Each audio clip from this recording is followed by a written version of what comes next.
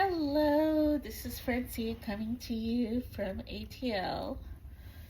I am sitting in front of the fireplace because it is a chilly day. And after my video last night, I'm trying to do short videos, like about 15 to 20 minutes for every day for 30 days, just to see if I have enough to say, if I could build my platform here on YouTube and see what I can do to build an audience. So we'll see. But I also post this to my Substack where I have a very loyal audience. So it is to build, but also to inspire my readers that I already have.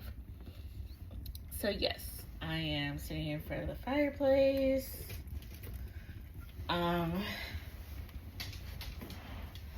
Getting comfortable. My mother said yesterday I lacked verve in my last video, so I'm trying to pep it up just a little bit. So I don't seem so tired, but I am still a little jet lag. I was yesterday, coming so many hours on the plane, 3 planes, 26 hours back to Atlanta from Chiang Mai, Thailand. So it took some time to recover, and I kind of have a little cold, so yeah. You know how it goes. But today I want to touch base on how it's possible to live without fear and live your dreams without fear. Excuse my dog. Okay, Romare. Okay. Excuse him. But basically, I am really glad that I kind of got over the fear of travel, that thinking a project would be too big for me, that I couldn't take a sabbatical because it wouldn't be affordable or it would be too long from the family. Some of my family still disagree with me from taking time away from my youngest daughter. But she's a teenager, an older teenager too, and she's quite self-sufficient, and she does have a father. So, my husband was taking very good care of her, and so was her grandparents, and so she had a village here back at home, so I didn't feel like she was being left on her own. She actually enjoys when her other relations take care of her because they're not as strict. So she enjoys the vacation from the mother figure, me. So yeah, I'm a little strict about those chores. So yes, but it is possible to do a sabbatical.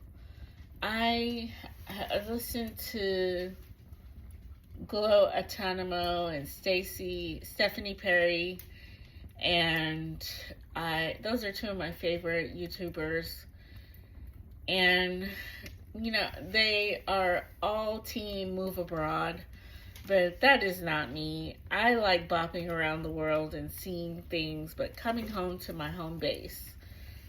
I love coming home. I love being home. Don't be destructive, Romare. I love coming home to my home base. It feels good to come home. I feel rejuvenated and appreciated more when I come home from a sabbatical. I feel like I got to see the world for a while. I feel like, and I feel like it can all be done affordably if you plan well. And if you just choose a place, a destination that is not super expensive, super challenging. You know, my entry into Asia was Thailand, which is a very much more affordable place than, say, Japan or Korea. So, it's just, I went within my budget and had a fantastic time and saw a part of the world that I will always appreciate. And it is possible with limited funds. It really is. I saved money by not using the AC too much, and because I was traveling in November in their winter, which is very mild, it's like a mild summer or spring. Because I was traveling at that time, I didn't need to use the AC.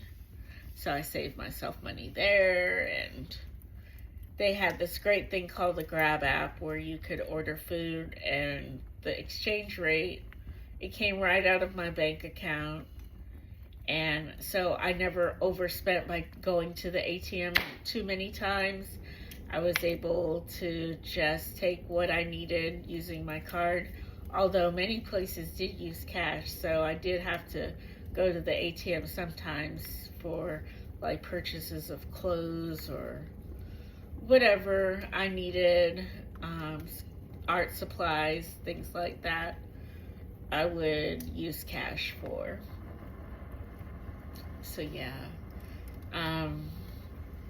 But I think if you follow some of the women online who talk about traveling and taking time for yourself and not being afraid to say that, to put boundaries in your life where you say, okay, this time is for me, my vacation is for me, my sabbatical is for me, my time away is for me, and rejuvenate yourself. It's important to rejuvenate yourself after a while, because like with my daughter, we're out of the house by 6:15, 6:30 latest, getting her to the train. So my days start early, usually around 4:30 to 5. My body's trained on waking up that early, and let's just say that many years of that can be exhausting. And a lot of people have that, but sometimes I need a break. And I need to give that responsibility to somebody else, because I need some time off to just focus on my artwork and focus on my journaling and focus on my writing. And so I was really glad to do that.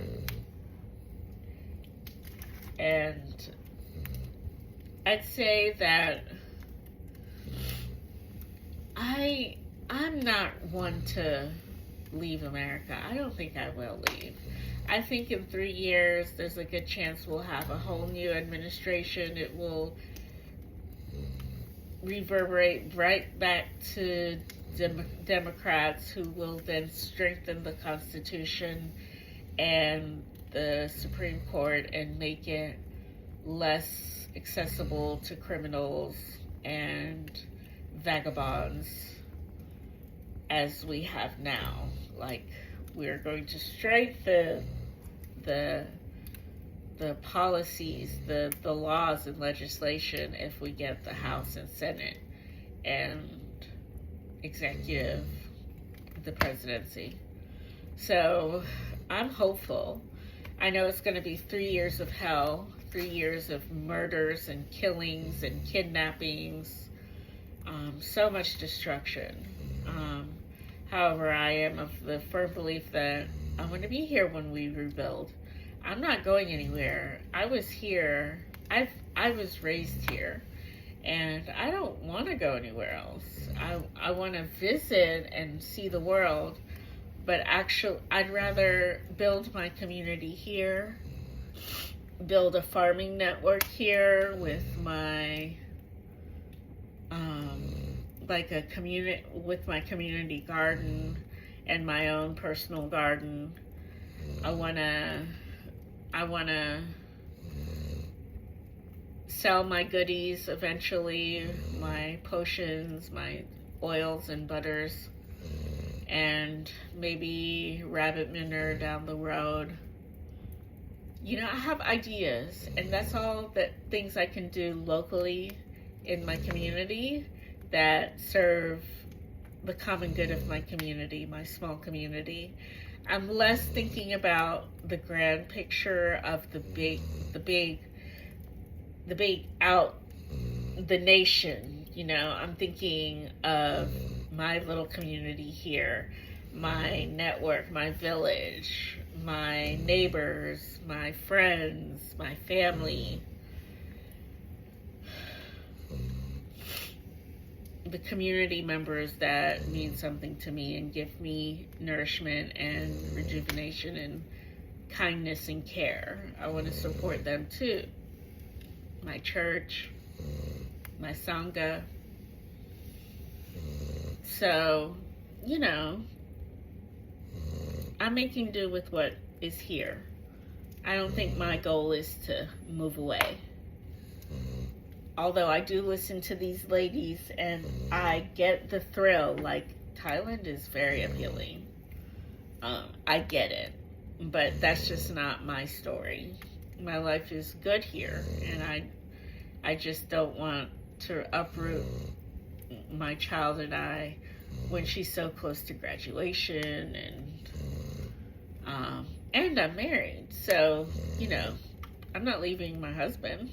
So you know, it's just I have roots. I have solid roots in the ATL, and I want to keep them that way. And I'm confident that the ATL gives me what I need, because I have faith in the people that lead this town. I have faith in the community that I've built. It's not something I want to give up. And, you know, I had to think about it seriously because I had such an amazing time in Thailand. I was like, I see why people move here. I want to move here. But then I don't want to move here because it's 26 hours away from Atlanta. That's too far. But I do see the appeal, and I get it. But that's just not my cup of tea for me. But really, as I was talking about yesterday, the most important thing is decreasing the stress in your life, whether it is starting your journaling, your exercise, your eating healthy, you know, whatever it takes, tending to your garden or your animals, tending to your children in a way that doesn't leave you burdened with all the responsibility, like, you know, passing out responsibility to your loved ones as well to help you. For those mothers that don't have the help, try and work to build community. There's so many online groups now of single moms or moms in certain areas or community churches, or whatever it may be. Build community and call on your community. Say, you know what? I need help. I need a break. I need you to come watch my kids, and I will do something for you. I'll pick up your groceries for you. You could say that to an elder. I'll pick up your groceries for you if you sit here and be with my children for a while so I can get my sanity back. It's very important. So, yeah, that's my little there's so many ways to find peace, and I think it's important for every woman to find peace, whether it's in travel or just being at home. But do not let the workforce dictate your life. If it's stressing you out, make changes. The workforce will replace you within 2 days of your absence, if they can. They have no loyalty to you, and you should not sacrifice your health for them. Health is wealth. Health is the main thing, and doing what you can to bring health to your body and mind is the most important thing. Using platforms like BetterHelp or whatever therapy you feel would be helpful.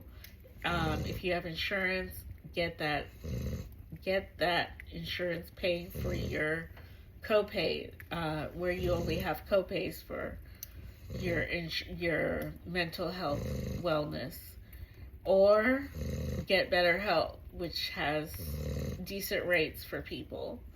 So, I'm not plugging them because I'm sponsored or anything, but I just find it helpful, and I did the work of therapy for myself, and it helped big time. I'm at peace, and that took work.